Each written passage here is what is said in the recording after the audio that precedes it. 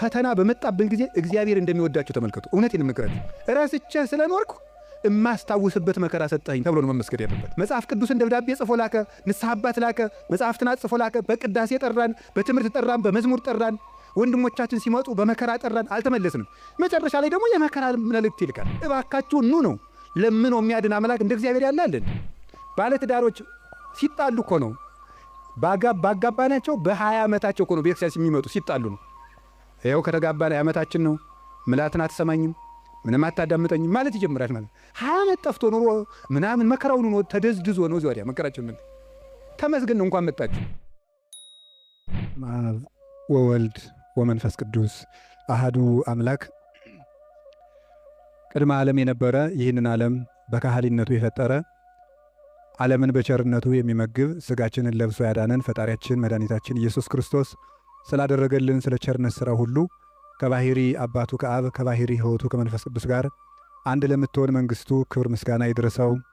የእናታችን የቅድስት ድንግል ማርያም የቅዱሳን መላእክት የቅዱሳን ሐዋርያት የቅዱሳን ነቢያት የቅዱሳን ሰማዕታት ጻድቃን ረድኤታቸው በረከታቸው ከእኛ ጋር ይሁን። እግዚአብሔር ፈቃድ ዛሬ የምንማማርበት የትምህርታችን ርዕስ እግዚአብሔር ሰይጣንን እንዲፈትነን ለምን ይፈቅድለታል በሚል ርዕስ ነው የምንማማረው። እንግዲህ መቼም ትምህርት ስንማር አንዳንድ ጥያቄ መመለስ ነው ዓላማው። ሰይጣን የሚፈጥርብንን ዓላማ መመለስ ነው። እርግጠኛ ነኝ የሁላችሁም ጥያቄ ነው ነው አይደለም? እስቲ ነው የሚል ነው። እሺ እግዚአብሔር ይስጥልን። የሁላችሁም ጥያቄ ነው? ካልሆነ እንለፈው ርዕስን። የሁላችሁም ጥያቄ ነው? እሺ በብዙ ሰው የማያምኑ ሰዎችም ይህንን ይጠይቃሉ። እግዚአብሔር መልካም ከሆነ ለምንድን ነው እንደዚህ ያለ ችግር ሲደርስብን ዝም የሚለን? ለምን ዝም ይላል እግዚአብሔር የሚል ነገር አለ። መጽሐፍ ቅዱስንም ስናነብ የሚጋጭ የሚመስል ነገር ብዙ ነገር ታገኛላችሁ። የመጀመሪያው እግዚአብሔር ባህሪው መልካም ነው። ባህሪው መልካም ነው። በሱ ዘንድ ክፉ የለም። አልወ ጽልመት ውስተ መክፈልታቲሁ። በእግዚአብሔር በባህሪው ኃጢአት የለበትም፣ ነውር ነቀፋ የለበትም። እስመ ንጹሕ አጠባያቲሁ ለእግዚአብሔር። የእግዚአብሔር ባህሪ ሁሉ ፍጹም ንጹሕ ነው። እግዚአብሔር ባህሪው ንጹሕ ነው። ፈቃዱ ደግሞ መልካም ነው። ኄር እግዚአብሔር ለእለ ይትዔገሥዎ ወያድኅኖሙ በጊዜ ምንዳቤሆሙ። እግዚአብሔር ለሚታገሱት ሁሉ እግዚአብሔር መልካም ነው፣ በመከራ ቀንም መሸሸጊያ ነው ይላል ትንቢተ ናሆም ምዕራፍ 1 ቁጥር 7 ላይ። እግዚአብሔር መልካም ነው፣ በመከራ ቀንም መሸሸጊያ ነው። እግዚአብሔር መልካም ነው፣ በመከራ ቀንም መሸሸጊያ ነው። ወምስካኢነ ውእቱ አምላኩ ለያዕቆብ። የያዕቆብ አምላክ መጠጊያችን ነው። ወበይንተዝ ኢንፈርህ ለማድለቅለቀት ምድር ወለመኒ ፈለሱ አድባር ውስተ ልበ ባሕር። ስለዚህ ተራሮች ተነስተው ወደ ባህር ልብ እንኳን ተነስተው ቢገቡ ወይም ቢነቀሉ አንደነግጥም፣ የያዕቆብ አምላክ መጠጊያችን ነውና። ይሄ እግዚአብሔር መልካም እንደሆነ ነው የሚያሳየው። እግዚአብሔር ያበርህ ሊተ ምንትኑ ያፈራህኒ። እግዚአብሔር ብርሃኔና መድኃኒቴ ነው፣ የሚያስፈራኝ ምንም የለም። እግዚአብሔር ምእመና ለሕይወቴ። እግዚአብሔር የሕይወቴ መታመኛዋ ነው። ምንም የምፈራው ነገር የለም። እመኒ ጸብአኒ ተአይን እይፈራህኒ ልብየ። ሰራዊት እንኳን ከቦ ቢወጋኝ እግዚአብሔር መታመኛዬ ነውና አልፈራም ይላል። ስለ እግዚአብሔር ብርሃን ነው፣ እግዚአብሔር መድኃኒት ነው፣ እግዚአብሔር መልካም ነው። እሱ ራሱ ኑራል አነ ውእቱ ኖላዊ ኄር ዘበአማን። እኔ እውነተኛ እረኛ መልካም እረኛ እኔ ነኝ ይላል። በጎ እረኛ እኔ ነኝ። እንኳን በአፋ ሆኖ መጠበቅ ይቅርና ራስን አሳልፎ በመስጠት እንኳን የሚጠብቅ እረኛ ነው እሱ።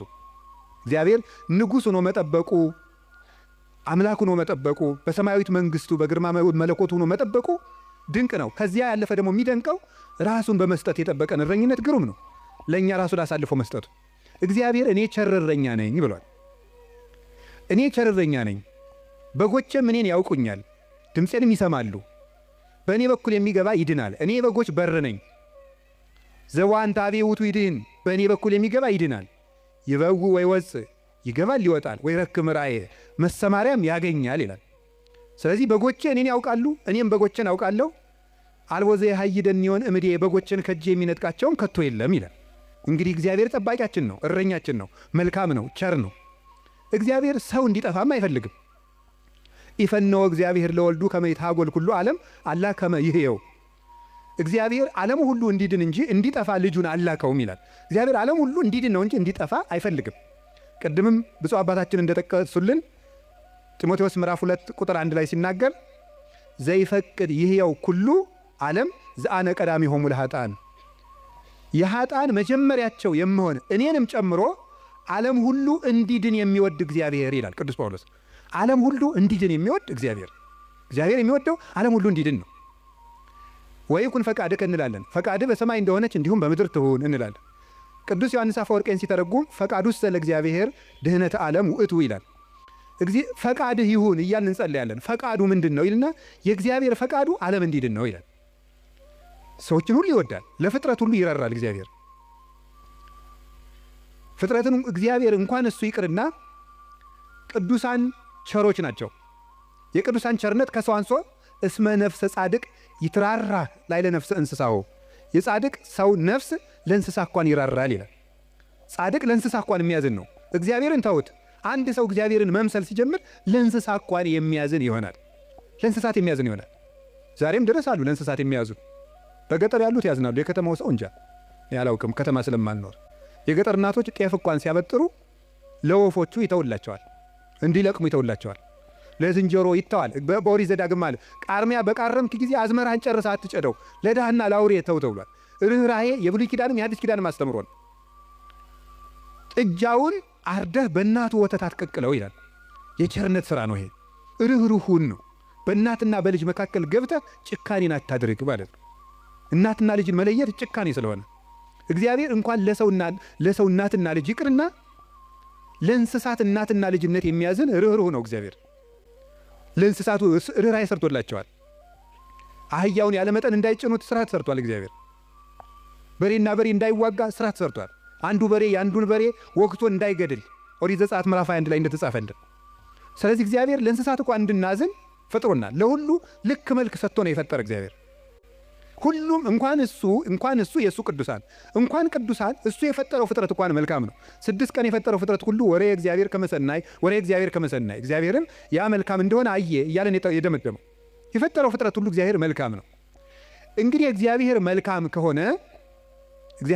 ከሆነ ቸርም ከሆነ እንዳንጠፋም የሚፈልግ ከሆነ እንድንድንም የሚፈልግ ከሆነ ቸር እረኛችንም ከሆነ እሱን ከተጠጋን ምንም የሚነጥቀን ከሌለ በሱ ስም እያመንን እሱን ጥግ እያደረግን የሱን ስም እየጠራን እየጸለይን እያስቀደስን በጎ እግዚአብሔር የት ሄዶ ክፉ ይደርስብናል የሚል ጥያቄ ሁላችንም እንጠይቃለን። ዲያብሎስ ራሱ ክፉ ነገርን ያመጣና እግዚአብሔር ቸር ከሆነ ክፉ ነገር ለምን አመጣብህ ብሎ ደግሞ ይጠይቀናል። ለዚህ መልስ ያጣች ነፍስ በእግዚአብሔር ተስፋ ቆርጣ ትቆበልላለች። ለምንድን ነው እግዚአብሔር የማያዝንልኝ? አንዳንድ ጊዜ ደግሞ እንደውም በተለይ ያሁኑ ትውልድ ምን ብሎ ሊጠይቅ ይችላል? ቆይ እግዚአብሔር በእኔ ስቃይ ደስ ይለዋል ይላል። እግዚአብሔር በእኔ ስቃይ ደስ ይለዋል ወይ? ለምንድን ነው እኛ ስንሰቃይ ዝም የሚለው የሚል ጥያቄ። እዚሁ ጋር የሚያያዝ አንድ የመጽሐፍ ቅዱስ ጥቅስ ላንሳላችሁ። አነ ውእቱ እግዚአብሔር ዘፈጠርኩ ብርሃነ ወገበርኩ ጽልመተ። ብርሃንን የፈጠርኩ እኔ ነኝ፣ ጨለማንም የሰራሁ እኔ ነኝ። አመጽ ሰላመ እፈጥር ሰላመ ወእገብር እኪተ። ሰላምንም አመጣለሁ ክፋትንም እፈጥራለሁ። አነ እግዚአብሔር ፈጠርኩ ዘንተ ኩሎ። እኔ እግዚአብሔር ሁሉንም ይሄንን ፈጠርኩ ይላል ትንቢተ ኢሳይያስ ምዕራፍ 45 ቁጥር 6 ላይ። እኔ እግዚአብሔር ሰላምን አመጣለሁ ክፋትን እፈጥራለሁ፣ ብርሃንንም ፈጥሬአለሁ ጨለማንም ፈጥሬአለሁ ይላል።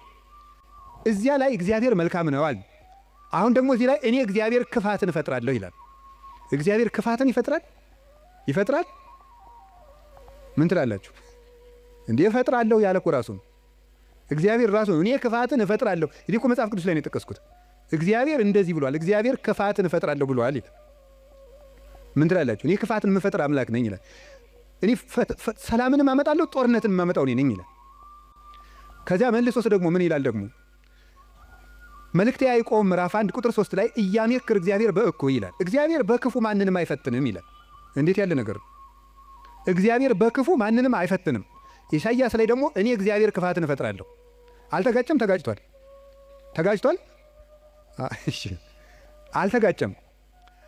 አንስታሴዎስ የሚባል ሊቅ ምን ብሎ ይናገራል? መጽሐፍ ቅዱስ ተጣልቶ አያውቅም። መጽሐፍ ቅዱስ የተጣላ መስሎ የሚታየን እኛ ከመጽሐፍ ቅዱስ ጋር ስለተጣላን ነው ይላል። አንተ ከመጽሐፍ ጋር ስትታረቅ መጽሐፍ ተጣልተው አያውቁም ብሎ ይናገር። ስለዚህ እግዚአብሔር መልካም ነው። እስቲ እግዚአብሔር መልካም ነው በሉ። እግዚአብሔር ቸር ነው በሉ።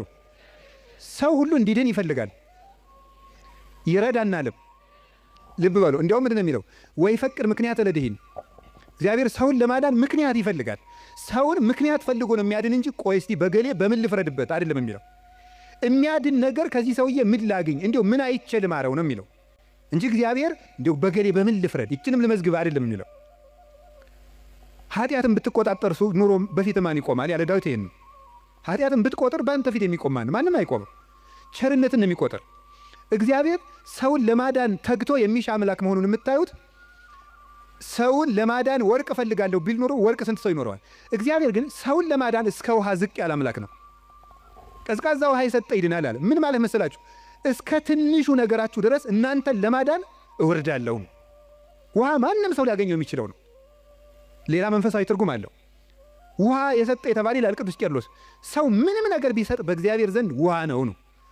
አካልህን እንኳን ለእግዚአብሔር ቆራርጠ ለሰማዕትነት አሳልፈ ብትሰጥ ለእግዚአብሔር ግን ውሃ እንደ መስጠት ነው። ምክንያቱም ያ አካል የራሱ ነው። እግዚአብሔር ደግሞ ለአንተ ያደረገልህ ነገር ያንተ አካል ቢቆራረጥ እንኳን የማይመጥን ነው።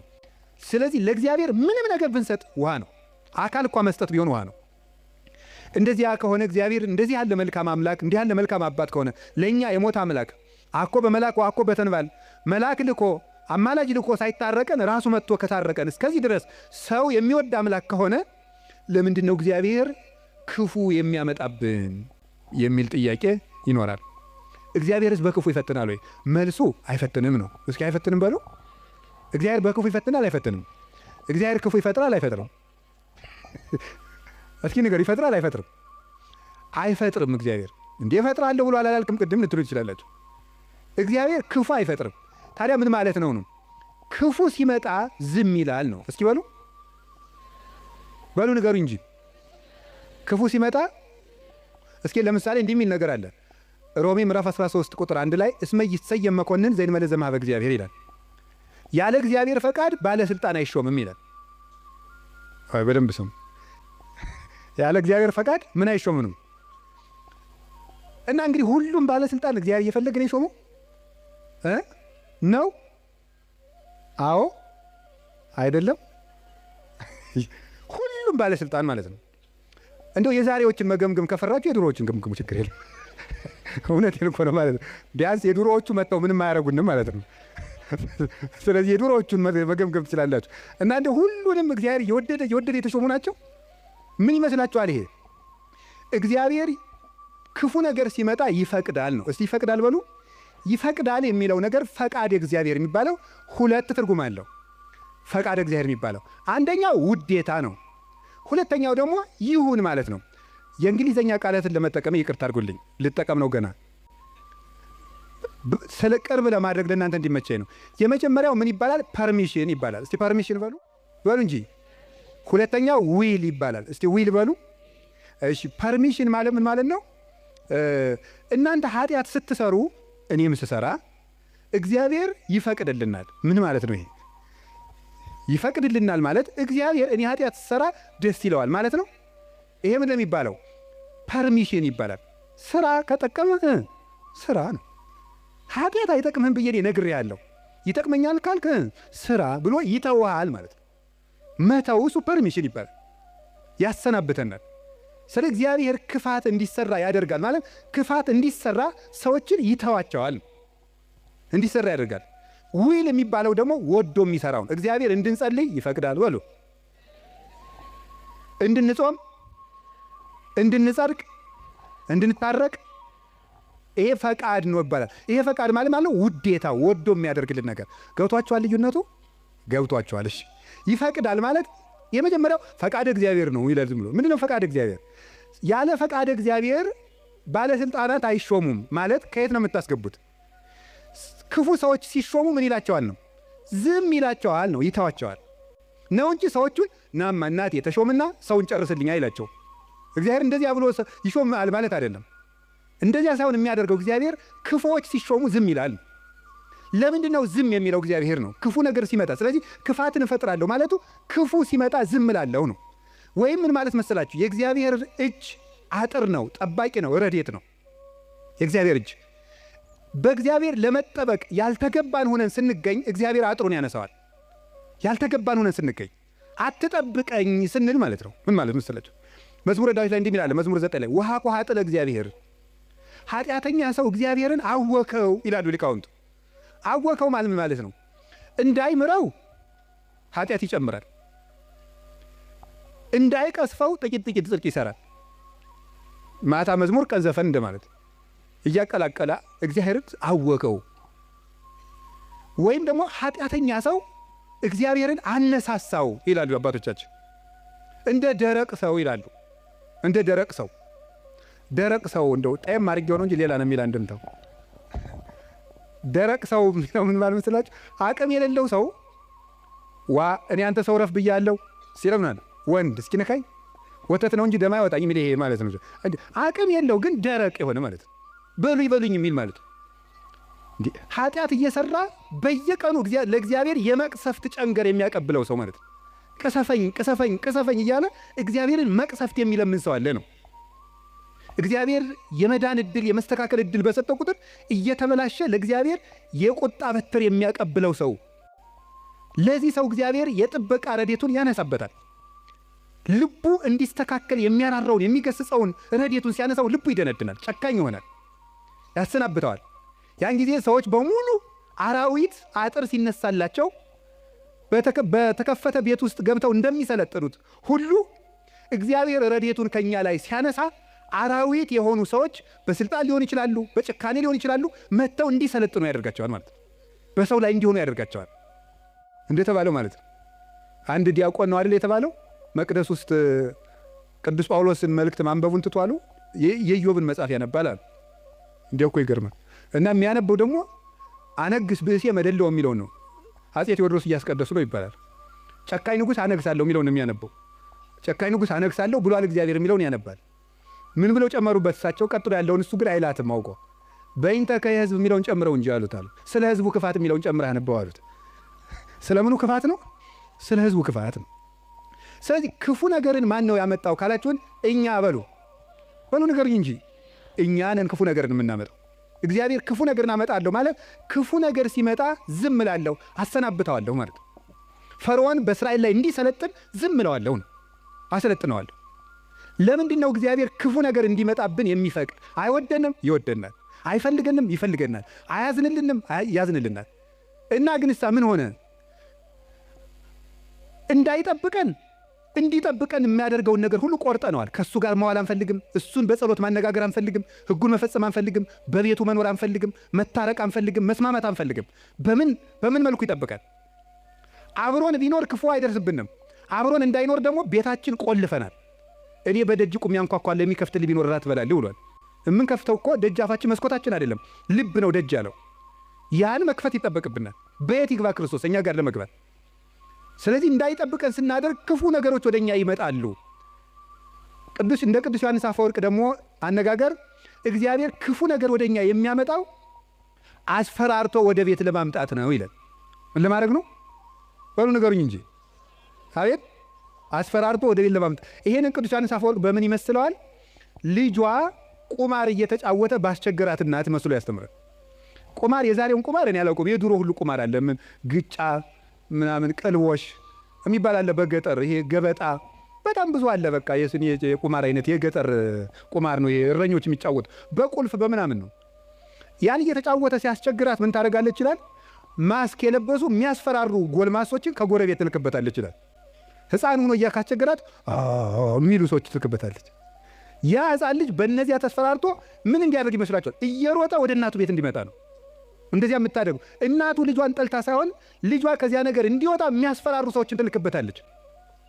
እግዚአብሔር ክፉ ነገሮች ወደኛ ሲመጡ ዝም የሚላቸው ዋናው ምክንያት ምንድን ነው ሲባል እነዚያ ነገሮች እንኳን ቢሆን አስፈራርተውን ቃል እግዚአብሔር ስላልመለሰን፣ ምክር ስላልመለሰን፣ ንስሐ አባት ስላልመለሰን፣ መጽሐፍ ስላልመለሰን፣ ስብከት ስላልመለሰን፣ ምንም ነገር ስላልመለሰን ቢያንስ የሚያስፈራሩ ነገሮችን እንኳን መጥተው ወደ ቤቴ ቢመጡ ብሎ ነው።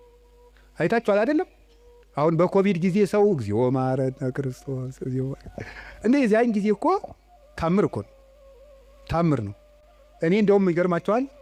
አጠቃላይ እኔ የዛን ጊዜ አንድ ጊዜ በኮቪድ ጊዜ አንድ ገጠር ወረዳ ላይ ሄጄ ነበርና መነኮሳት ጓደኞች አሉኝ አባቶች፣ የወረዳው ካቢኔ በሙሉ ንስሐ ገባ ከነሱ።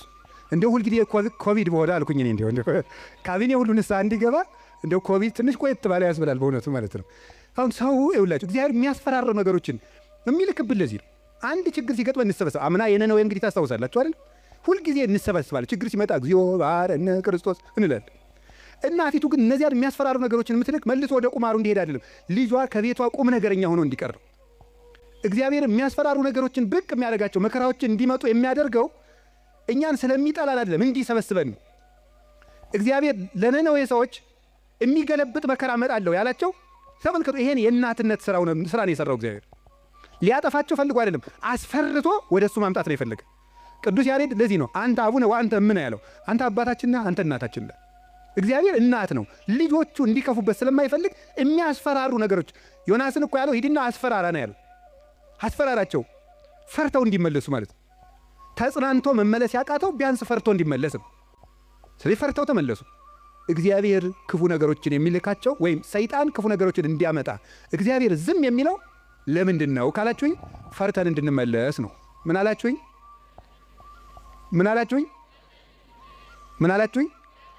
አንዳንድ ጊዜ ሕፃኑን ስናስቸግር ትዝ ይላችኋል። ለከተማ ሰው እዚህ ምሳሌ ቅርብ አይደለም። አንተ ነዚያ ምድጃ እየቆሰቆስክ ያደግከው፣ እኛ ስቶቭ ነን እንዳትሉ። እኛው ምድጃ ሲነድ ድሮ እሳት እማማ እያልን እናስቸግራለን። እሳት እኮ ነው የምንለምነው። ከዚያ መጨረሻ ላይ እምቢ ካል ኡፍ እያሉ ያስፈራሩናል። እምቢ ካልና አይ እንግዲህ ቀመሰው ብለው ተርኮስ ያደርጉናል። ድግም ቀን እሳት የሚባል አንቀምሳትም ከዚያ በኋላ ማለት ነው። እግዚአብሔር እንደዚያ ነው፣ እፉ ይለናል። እናታችን አባታችን ስለሆነ መመለስ ካቃተን አንዳንድ ጊዜም ተርኮስ ያደርገናል። ድግም ቀን እንዳይደግመን ማለት ነው። እና እግዚአብሔር ስለሚጠላን እንዳይመስላችሁ። እኔ እውነቴን እኮ ነው። እንዴት አድርጎ እንደሚወደን ተመልከቱ። አሁን እናት ልጇን በእሳት መተርኮስ ፈልጋ ነው አይደለም። ልጄ ጨርሶ ከሚቃጠል እንደው ትንሽ ይተኩሰውና ለሌላ ቀን እንዳይቃጠልብኝ ነው ነገሩ እኮ። እግዚአብሔር ጋነም እንዳይበላን እኮ ነው ትንንሽ ነገሮችን የሚተረኩሰን። ገንዘቦቻችን በማሳጣት ዘመድ እንዲሞትብን፣ ጓደኛ እንዲለየን በማድረግ ከሹመት እንዲሻሩ፣ እንድናጣ፣ እንድንዋረድ፣ ኃጢአት ስንሰራ የሚያዋርዱንን ሰዎች በመላክ ሰዎች እንዲደርሱብን በማድረግ በማጋለጥ ኋላ ከምትጋለጥ ዛሬ ባጋለጡ የሚያዋርዱ ሰዎችን ጭምር በመላክ እግዚአብሔር እኛን ትንሽ ተርኮስ እያደረገ ወደ ቤቱ ያመጣናል። እንዴት እንደሚወደን ተመልከቱ። ፈተና በመጣብን ጊዜ እግዚአብሔር እንደሚወዳችሁ ተመልከቱ። እውነቴን የምነግራችሁ ጌታ ሆይ ለምንድን ነው እንዲሁ አክስቴም ሳምንት ዕለት ሞተች፣ እናቴ ደግሞ የዛሬ ወር፣ እንደገና ደግሞ የዛሬ 2 ወር ከስራ ተባረርኩ፣ እንደገና ደግሞ ይሄ ቀበረብኝ፣ ደግሞ ይሄኛው ተቃጠለብኝ፣ እንደዚህ አለብኝ፣ ጠልታኝ ነው ወይ እባክህን ወይም እባክሽን ልጄ ወደ ቤቴ ኑ ማለት ነበር። እንዲህ አድርገህ ትፈልገኛለህ ወይ? ረስቼህ ስለኖርኩ እማስታውስበት መከራ ሰጠኸኝ ተብሎ ነው መመስገን ያለበት። አንተን እንዳስታውስህ የመጥሪያ ደብዳቤ ላክልኝ ነው። መጽሐፍ ቅዱስን ደብዳቤ ጽፎ ላከ፣ ንስሐ አባት ላከ፣ መጽሐፍትን ጽፎ ላከ። በቅዳሴ ጠራን፣ በትምህርት ጠራን፣ በመዝሙር ጠራን። ወንድሞቻችን ሲመጡ በመከራ ጠራን፣ አልተመለስንም። መጨረሻ ላይ ደግሞ የመከራ መልእክት ይልካል። እባካችሁ ኑ ነው። ለምኖ የሚያድን አምላክ እንደ እግዚአብሔር ያለ አለ እንዴ?